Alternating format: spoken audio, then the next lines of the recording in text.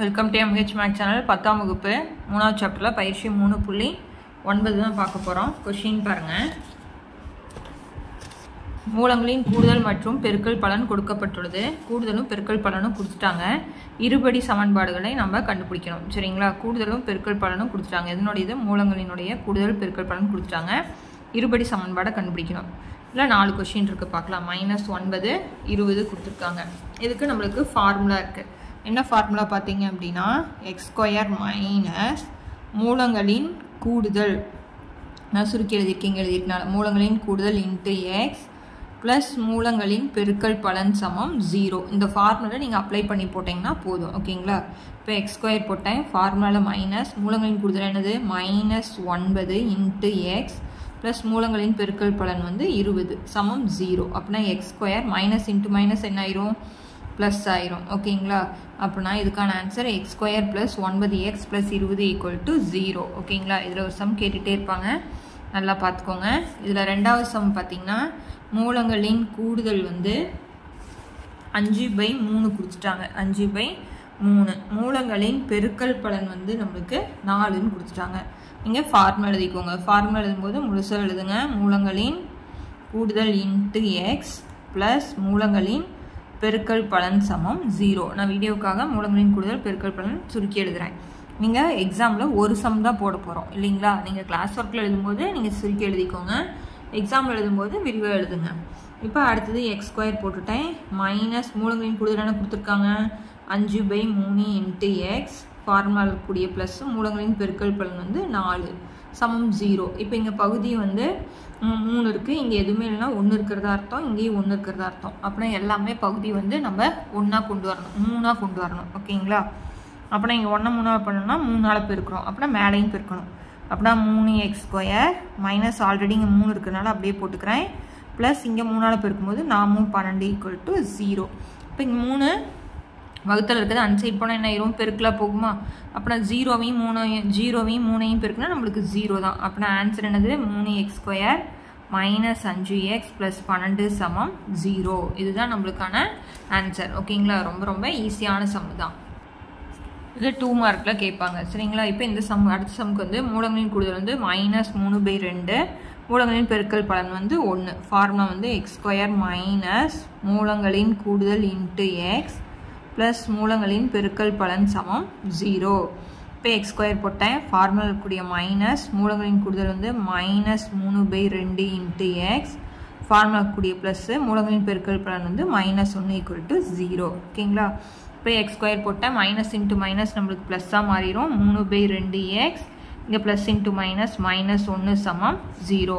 இப்போ இங்க பகுதி எல்லாமே நம்ம என்னவா கொண்டு வரணும் 2ஆ கொண்டு வரணும். சரிங்களா? அப்பனா இதை எப்படி பெருக்கிக்கலாமா? அப்பனா என்ன எழுதிக்கலாம் 2x² 2ஆல பெருக்குமா? அடுத்தது 3x மைனஸ் இங்க 2ஆல பெருக்கணுமா 2/2 வருமா? 2 சமம் 0. 2 அன்சைட் பொசிஷன் நமக்கு என்னவா மாறிடும் 0வா மாறிடும். அப்பனா ஆன்சர் 2x² + 3x - 2 சமம் 0 அப்படின்னு எழுதிக்கலாம். ஓகேங்களா? அவ்வளவுதான். அடுத்த சம் பார்க்கலாம். அடுத்த சம் மூலங்களின் கூடுதல் வந்து -2 - a² மூலங்களின் பெருக்கல் பலன் வந்து a + 5² கொடுத்துட்டாங்க. நமக்கு ஃபார்முலா தெரியும். x² - மூலங்களின் கூடுதல் * x + மூலங்களின் பெருக்கல் பலன் சமம் 0. இப்போ x² போட்டேன். ஃபார்முலாலே ஒரு மைனஸ் இருக்கு. இங்க ஒரு மைனஸ் இருக்குங்களா? அப்பனா -2 - a² + மூலங்களின் பெருக்கல் பலன் வந்து a + 5² = 0. இந்த ஸ்கொயர் வந்து 2 - aக்கு மட்டும் தான் இருக்கு. ஓகேங்களா? அப்பனா இந்த மைனஸ் * மைனஸ் என்ன ஆயிடும் நமக்கு பிளஸ் 2 - a² இங்க ஒரு x இருக்கு பாருங்க. x + a + 5² = 0. ஓகேங்களா? அவ்வளவுதான் சம். ரொம்ப ரொம்ப ஈஸியான சம். அதுக்கு அடுத்து செகண்ட் சம் பாருங்க. கீழ்காணும் இருபடி சமன்பாடுகளுக்கு மூலங்களின் கூடுதல் மற்றும் பெருக்கல் பலன் காண்க. இப்போ மூலங்களின் இதுக்கு முன்னாடி சம் வந்து கூடுதலும் பெருக்கல் பலனும் கொடுத்துட்டு இருபடி சமன்பாடு கண்டுபிடிச்சோம். இதுல சமன்பாடு கொடுத்துட்டு கூடுதல் இது மாதிரி கண்டுபிடிக்கணும். மூலங்களின் கூடுதல் என்ன பெருக்கல் பலன் என்ன அப்படிங்கறத கண்டுபிடிக்கணும். அதுக்கும் நமக்கு ஃபார்முலா இருக்கு. ஓகேங்களா? அதுக்கு என்ன ஃபார்முலா அப்படிங்கறத பார்க்கலாம். சமன்பாடு என்ன கொடுத்துட்டாங்கன்னா x square plus 3x minus 28 சமம் 0. இப்போ மூலங்களின் கூடுதல் கண்டுபிடிக்கிறதுக்கு ஃபார்முலா இருக்குது. இப்போ மூலங்களின் கூடுதல் அப்படின்னா ஆல்ஃபா ப்ளஸ் பீட்டா. இந்த ஆல்ஃபா ப்ளஸ் பீட்டாங்கிறது ஆல்ஃபாங்கிறது ஒரு மூலம், பீட்டாங்கிறது ஒரு மூலம். மூலங்களின் கூடுதல் எழுதினாலும் ரைட்டு, இல்லை ஆல்ஃபா ப்ளஸ் பீட்டான்னு எழுதினாலும் ஓகே. ஓகேங்களா? அதுக்கு ஃபார்முலா மைனஸ் b/a. அடுத்தது மூலங்களின் பெருக்கல் பலன் அப்படின்னா இதுதான் மூலங்கள், இதை பெருக்கிறோம் அப்படின்னா அதுக்கு ஆன்சர் வந்து c/a. இதில் ஏனா என்ன, பீனா என்ன, சீனா என்ன அப்படின்னா ரொம்ப ரொம்ப ஈஸி. இந்த சமன்பாட்டில் என்ன இருக்கோ அதுதான். எக்ஸ் ஸ்கொயர்னுடைய கெழு தான் வந்து நம்மளுக்கு ஏ வந்து எதுவுமே இல்லைன்னா ஒன்று இருக்கிறதா அர்த்தம்.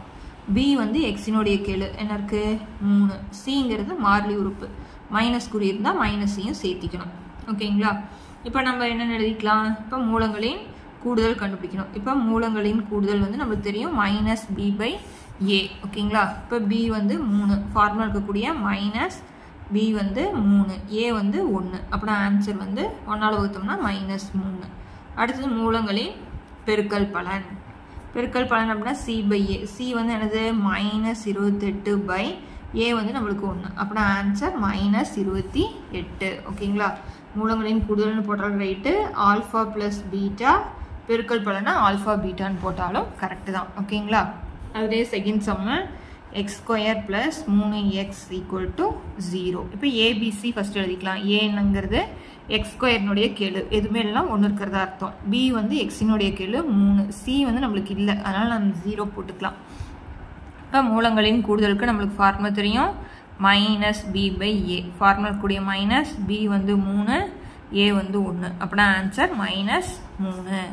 அடுத்தது மூலங்களின் பெருக்கல் பலன் c/a. c வந்து 0, a வந்து 1. அப்படின்னா ஆன்சர் வந்து நம்மளுக்கு 0. ஓகேங்களா? அவ்வளோதான் சம்மு. அடுத்தது மூணாவது சம் வந்து 3 plus 1/a equal to 10/a square கொடுத்துட்டாங்க. ஓகேங்களா? இப்போ நம்ம இதை வந்து சமன்பாடாக கன்வெர்ட் பண்ணால் தான் ஏபிசி முதல்ல கண்டுபிடிக்க முடியும்.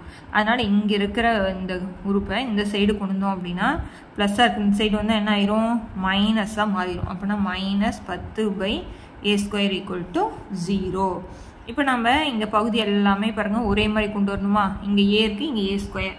அப்படின்னா ஏவை தான் ஏ ஸ்கொயராக மாற்ற முடியும். அப்படின்னா ஏ ஸ்கொயராக மாற்றுறோம். அப்படின்னா இங்கே என்ன ஒரு ஏ ஸ்கொயர் வந்துருமா, அப்படின்னா 3a ஸ்கொயர் ப்ளஸ் இங்கே ஒரு ஏவால் பெருக்கிறோம் a minus 10 equal to 0. A square அந்த சைட் போனால் என்ன ஆயிரும், பெருக்கலாக போகும்போது 0வாக மாறிடும்.